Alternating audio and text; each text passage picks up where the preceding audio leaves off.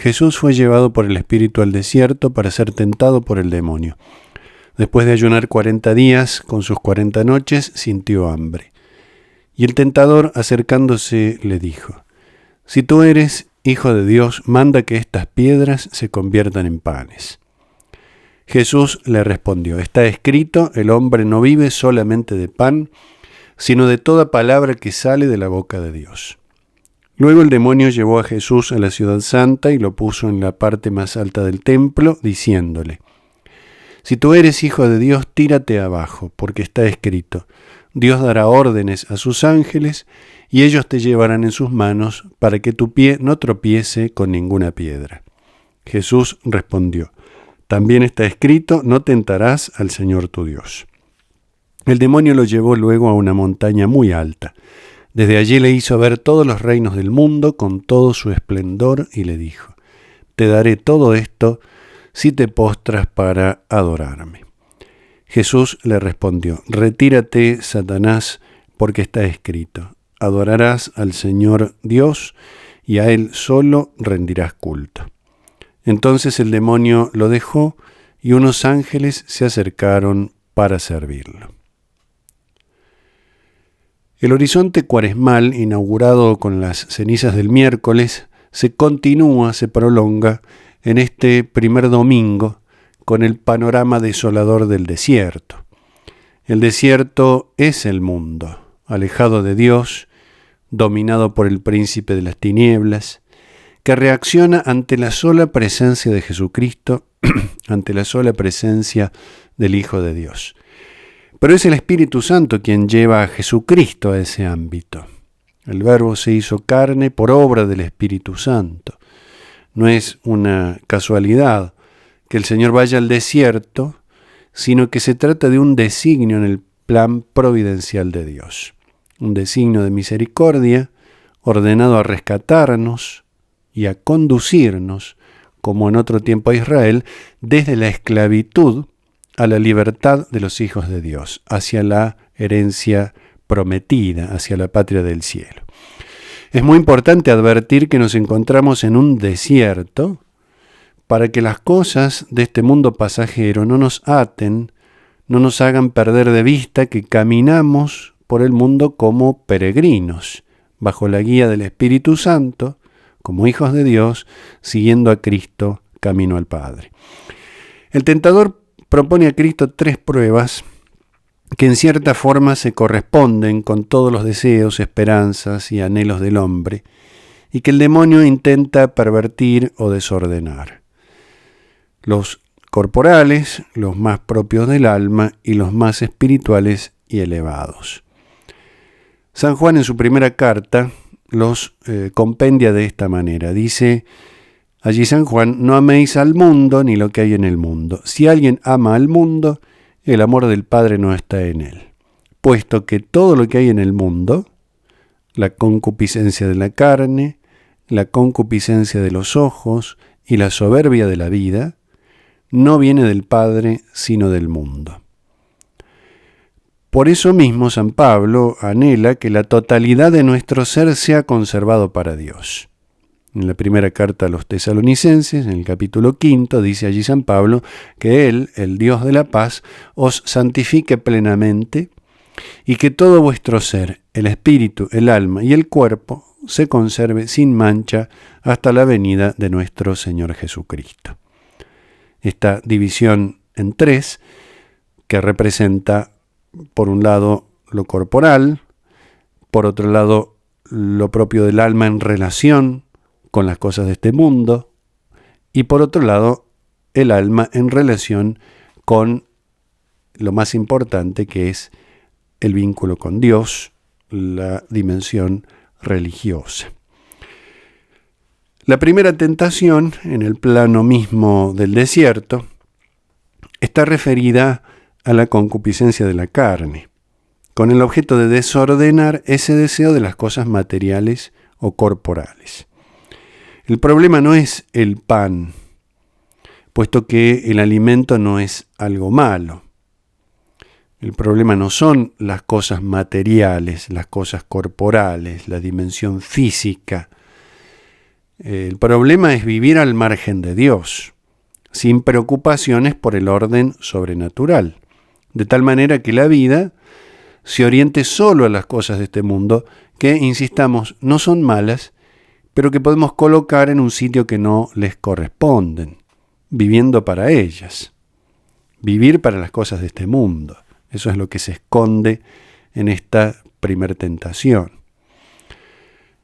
Este deseo, que es legítimo, el deseo de las cosas corporales es legítimo, se vuelve contrario al verdadero deseo, a la verdadera orientación a Dios, cuando se convierte en lo único que se busca. En el paraíso, Eva contempla aquel árbol como bueno para comer. También allí el primer aspecto de la tentación. Mientras que Jesús responde al demonio que no solo de pan vive el hombre, sino de toda palabra que sale de la boca de Dios. Él es la palabra, Él es nuestro alimento imprescindible. El problema no es alimentarse del pan de la tierra o de lo que ese pan representa. El problema es despreciar el pan del cielo. Y por eso la tentación tiene una dimensión, el mal que está en la tentación es un mal oculto, no es un mal que se ve a simple vista. A simple vista no tiene nada de malo alimentarse del pan. Jesucristo con su respuesta pone en evidencia lo que el tentador había ocultado: vivir solo para las cosas de la tierra. Por eso la respuesta de Jesucristo nos revela el fondo de la tentación. No solo de pan, también vive de pan, pero no solo, ni principalmente. El fundamento es siempre la presencia de Dios, la palabra de Dios. La segunda tentación, más elevada y más grave, en un plano distinto, también progresivamente el Evangelio nos va mostrando la gravedad. Es más grave porque intenta corromper algo más noble, pretende distorsionar los deseos del alma, especialmente bajo la forma de vanagloria. Así como está el hambre del pan material, de lo físico, el deseo de las cosas materiales, así también está el deseo del reconocimiento. Buscando el reconocimiento del mundo, buscando la aceptación del mundo, usando de Dios, quitándole su gloria y atribuyéndola al hombre. Usar de Dios para conseguir gloria humana. Pretende corromper anhelos más elevados que los meramente corporales. Distorsiona especialmente los bienes religiosos. Por eso San Juan la denomina concupiscencia de los ojos. Busca la aprobación de la mirada del mundo y no la gloria y la mirada de Dios. Lo hemos escuchado también en el miércoles de ceniza, cuando Jesucristo, hablando del ayuno, la oración y la limosna, dice que los fariseos practican esas tres dimensiones, pero para ser vistos por los hombres, buscando recompensa humana. Y no porque el reconocimiento de los demás sea algo malo, sino que se puede volver algo malo cuando ese reconocimiento se vuelve el fin por el cual uno actúa. Entonces, en el pecado original también está presente esta dimensión, dice, apetecible a la vista, no solo para comer, sino también apetecible a la vista.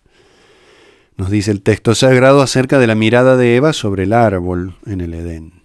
El fariseísmo tiene acá triste vigencia también, el creerse justo por sí mismo, olvidando que somos redimidos, rescatados, y que nuestra justicia no es tanto nuestra, sino de Dios en nosotros.